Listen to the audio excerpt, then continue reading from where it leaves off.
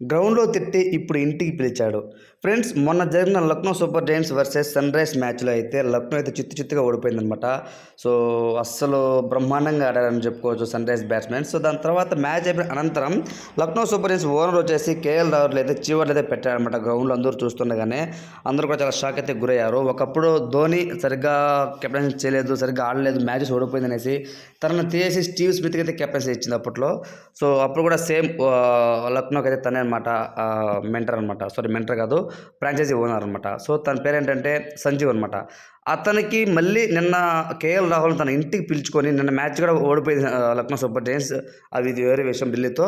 కాకపోతే దానికంటే ముందు తనని పిలిచి సారీ చెప్పి తనకి మంచిగా భోజనం పెట్టి పంపించాడు అనైతే టాకైతే వినిపిస్తూ ఉంది. కేఎల్ రాహుల్ కూడా మనస్ఫూర్తిగా తన క్షమాపణని స్వీకరించాడు అనేది తెలుస్తుందనమాట.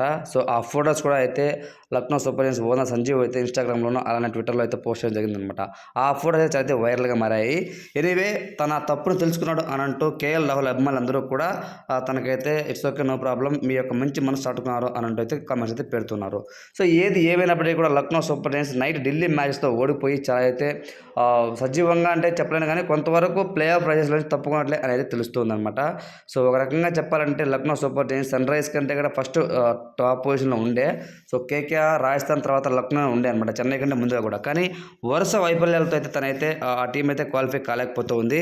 ముఖ్యంగా top order Quinton de Kock, KL Rahul పేలవమైన ప్రదర్శనతో ఆడడము, ఎంతసేపటికి మిడిల్ ఆర్డర్‌లో కొంతవరకు స్టాయినిస్ లేకపోతే ఇంక వేరే అదర్ బ్యాట్స్మెన్స్ మీద వాళ్ళు ఆధారపడము. బౌలింగ్‌లో కూడా మయాంక్ యాదవ్ ఇంజ్యూరీ అయినప్పటి నుండి కూడా వాళ్ళైతే కేవలమైన బౌలింగ్ చేస్తూ ఉండడము.